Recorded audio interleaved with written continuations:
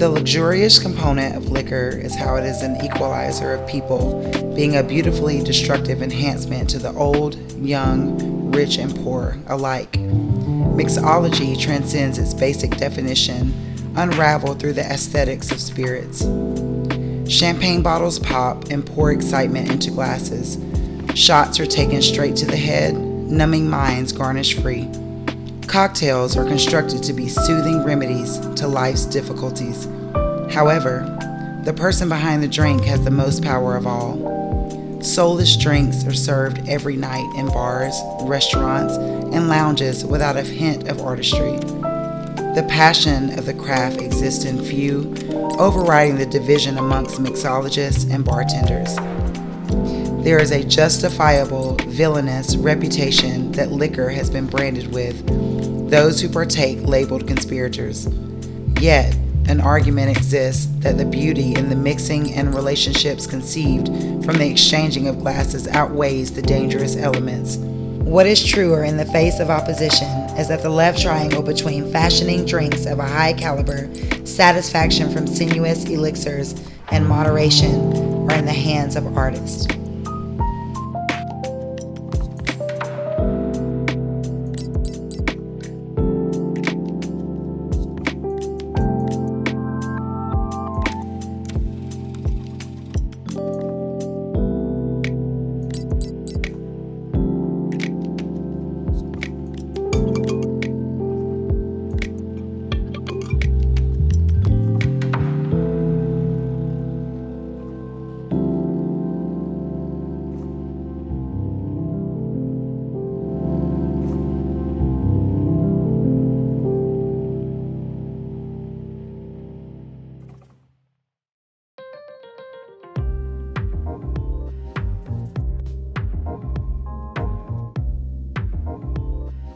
I never drink on the job, so when I do get to drink, I try and enjoy it as much as I can.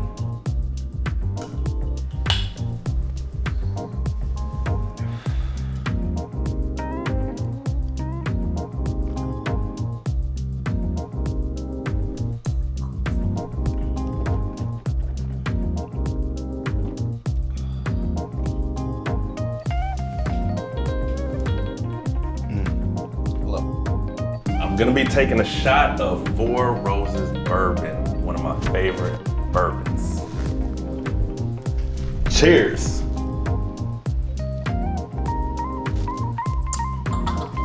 No faces.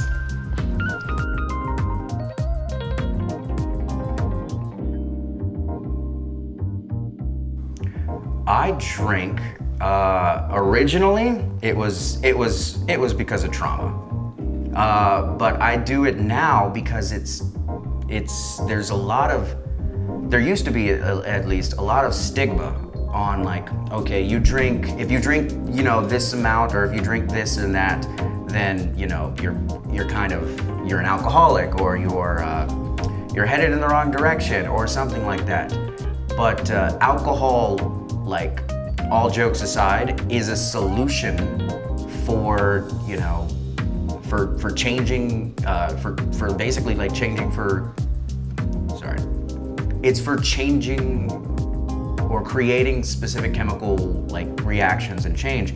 So alcohol is the base ingredient for basically making whatever it is you want. You can do so much just with the ingredients that you have in front of you. That I think that I drink and I make because it's exciting. Why do I drink? Because it's like experimental. I don't know if this is a good thing or a bad thing, but I drink dang near every day. But it's because I literally lay down to sleep, and then my mind is going like this. And then I think, oh, this will go good with this. So then I have to wake up and try it. My mind is always thinking about cocktails. So I drink just because I want to know if these flavors mix well with liquor. So, especially in the industry here in Dallas, the term mixology is kind of like the term that'll like turn people away, especially professional bartenders. I am both, only in that I work at a bar, I hold down the bar, I clean, I prep, and I serve guests for a bar that isn't just for me. I am a bartender. Mixology is just a term that we like to use to sort of like help people understand that there's elevation to the craft. I am a mixologist because that is my hobby, that is my passion, but I'm a bartender first because that is my job, that is my sort of obligation. I consider myself a mixologist, and I always talk about this. There's a difference. A bartender can just make a drink. So you can be a bartender at a wedding just pouring beer and wine. A mixologist is different. A mixologist is like a chef. I literally go into the kitchen at my restaurant and I look in the fridge and I try to see what have I not used, whether it's a spice, whether it's a vegetable, whether it's a fruit, whether it's like some kind of a pepper. I take that and then I taste it and I try to think what flavors will match this specific ingredient. So I approach a drink just like a chef approaches a plate. That is a mixologist. I think mixology is a little bit of art, and I think mixology is a little bit of science. Art because you are literally creating something and letting your mind go wild dealing with different ingredients. But science because of balance, but also there's drinks that I've created where I literally needed to use chemicals. For example, egg white, understanding that it's gonna foam up, but understanding how much egg white to use. I've made a drink where I've taken a margarita and an old fashioned and created that cocktail, and then I put it in a solution where a film has gone around it. So just like a Tide Pod that you might throw in the washing machine, I've created a pod that has margarita and old fashioned in it, which took science. It took chemicals and chemical reactions. So it's definitely both science and a little bit of art. A drink is beautiful only when the person that it's being made for can sort of, I guess, create some sort of memory out of it. What I like to do when I make drinks is I like to explain a quick little story, or I like to ask about this person's preferences and that, and then I will like to tailor make that drink, add a little bit of extra this, or change a key ingredient, make it for that specific person, and then that drink is now theirs, I like to say. And that's what makes, drinking like with them kind of beautiful. Create like a little story with them, or tell them a story about. I think that a lot of people drink because it's fun. It's exciting going out to a bar and having talking with your friends, being around a group of people that you genuinely enjoy time with, and having a nice little craft cocktail or just a stiff drink, just to like help soothe the brain, help soothe the body. Alcohol is a medicinal property, like historically, so I think that people go out and drink because it makes them feel good. I think after the pandemic, people have definitely started drinking more. I started drinking more. I have kids at home, and during the pandemic, having to be at home all day with young kids, it drove me crazy. And I'm speaking for a lot of parents out there, and during the pandemic and the lockdown, I realized how important teachers were, because they take care and deal with the kids all day. And once I got a taste of that, I started drinking more. And I think a lot of people started drinking more. So I definitely think that the pandemic caused a lot of people to drink more.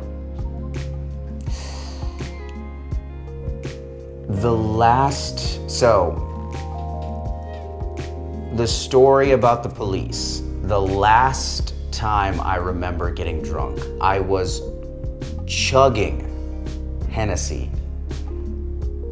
About halfway there, I don't remember anything. What can make me stop drinking?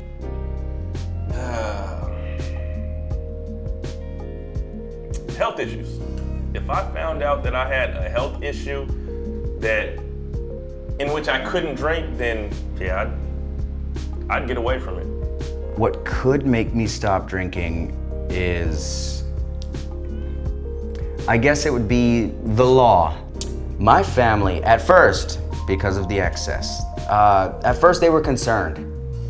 They see now that what I do, especially when I talk to them about liquor, they understand that alcohol, liquor, and beer and all of this other stuff is very important to not just what I do as a job, but to my hobbies and my identity.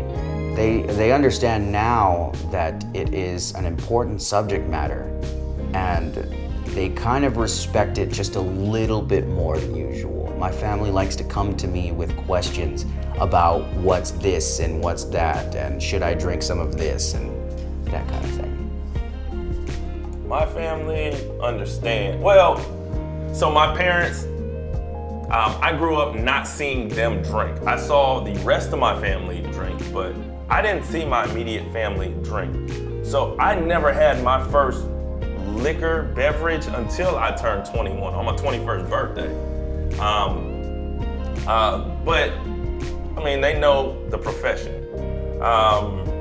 I think my wife, my kids, well, my kids don't know, but my wife, I think she understands it, but I think in the back of the mind, she doesn't like me drinking all the time. So that's a tough topic.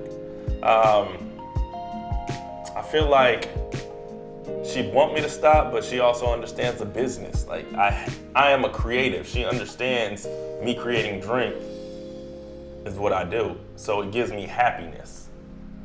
Why do other people drink? There's a lot of reasons.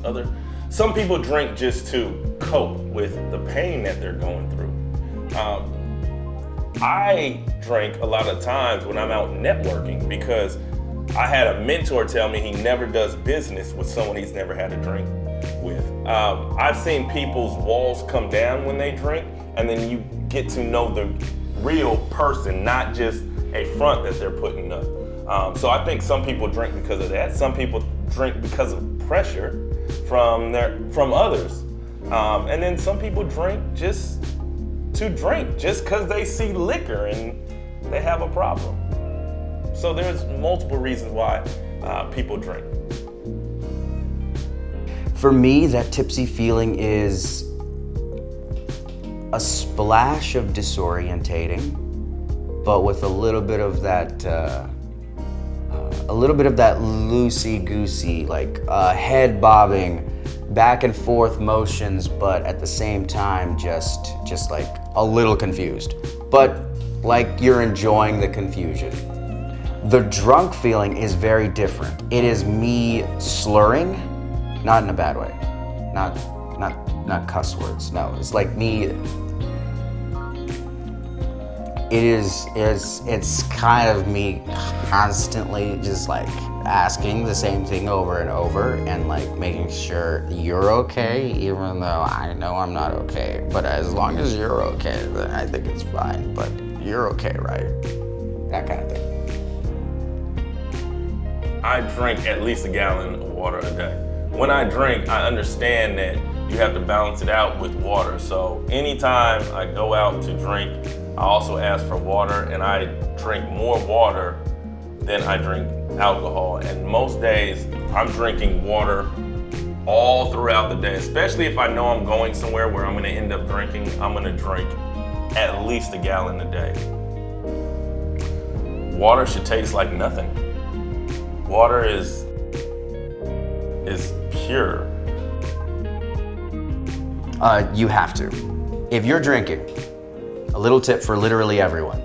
Drink double the amount of water that you're drinking in alcohol. That is the only way to not get sick or to attempt to avoid hangover. Water is life.